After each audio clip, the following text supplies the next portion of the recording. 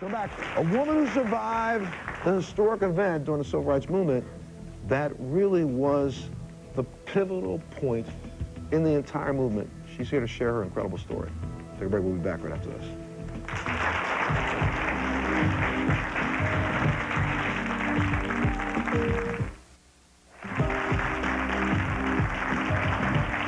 You know, recently I took a trip to Birmingham, Alabama, to the 16th Street Baptist Church, where on September 15th, 1963, a bomb thrown by the KKK killed 4 young girls. A survivor of that deadly bombing wanted to share a story. Take a look at this. This is the classroom where I was working on my assignment. I just remember the most horrific noise I had ever heard in my life. And I remember everything getting real dark and hearing people screaming, and I immediately jumped up, started running. I just shot off like a rocket, and I just remember my heart was beating real fast, and I was shaking because we didn't know what had happened. And the children were in this area, approximately 80 kids had come in this area for reassembly, and not knowing my friends were dead in the bathroom. People trying to get to a place of safety and just fearing for their lives and not knowing if you're going to hear that noise again or what it was, not knowing as a child that we were victims to terrorism.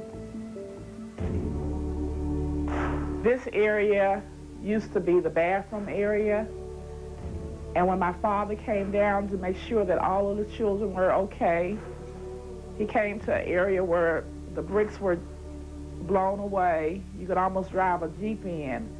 And he started digging. He said, Lord, I just hope there's nobody under this rubble. And he dug about 6 feet deep. And he said the bodies were all lying on top of each other. It's like they had been blown together. It was a day I'll never forget as long as I live, the most devastating day of my life. Well, Barbara, who survived the 1963 bombing at the 16th Street Baptist Church in Birmingham, sat down with me and shared her thoughts on racism and how far she feels that we've come as a nation. Take a look at this. What do you see right now? This is 2007. From your eyes, I think you still see some of the hate, black and white, but do you see the hate that now seems to be permeating our society? I tell the kids, you hate people because they're pretty. You hate them because they're with color. You hate them because they don't believe in what you believe. I tell them they can make a difference in our society. Different maybe from Dr. King, but still the same way. When people treat you unfairly, speak out.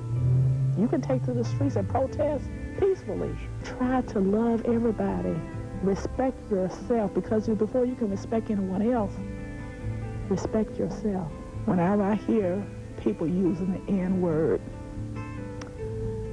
it brings back a flashback of racism that happened 4 decades ago.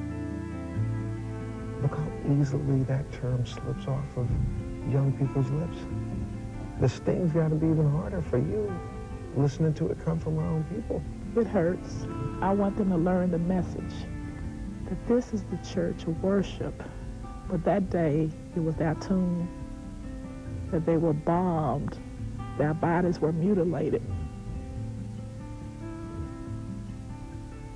for the cause of freedom.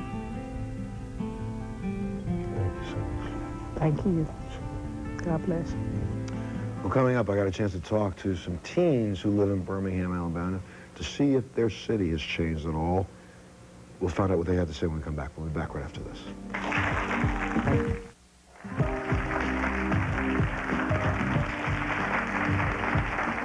Well, in Birmingham, I had an opportunity to sit down at the Birmingham Civil Rights Institute and talk with a group of high school students and see what they had to say about race relationships in the area today, juxtaposed against what it was like in 1963. Take a look at this. What can your generation teach me today about what we have to do to make it better? I'm gonna start with you. I think the biggest problems is that everyone just doesn't see what's like more subtle. It takes 9/11 or it takes Katrina for us to say, like, what are the issues in this country? And I think that we have to step back and realize that it's not just some event that makes the issues come out. I think that if the parents teach their children to you know, to respect everybody. It's not about color. I'm not going to try to sit back and say that Birmingham, Alabama, or communities like this are responsible for racism in America. But a lot of the areas where it was systemic, part of the society and culture, it's still that way now. I think that being aware of the problems is the biggest step, and I think being from Birmingham, people really have an understanding of this cannot happen again. It's not all going to happen at once, but like we're slowly making an effort, you know, I mean, even if it is really slow. Really slow. What do you think? Well, I think that we should make the effort to remove ourselves from where we're used to being, going to somewhere else, learning about their culture, spending time with them, and also just talking to our peers, like showing them, not just telling, but showing them how they can make a change, how they can get to know someone, learn things from them rather than just from ourselves and staying where we are. How do we break these stereotypes? Well, this team's got an opportunity to give us their views on that too. Take a look at this. I think a big thing that why racism is still continuing is because of the stereotypes that are still prevalent that, I guess it's being taught by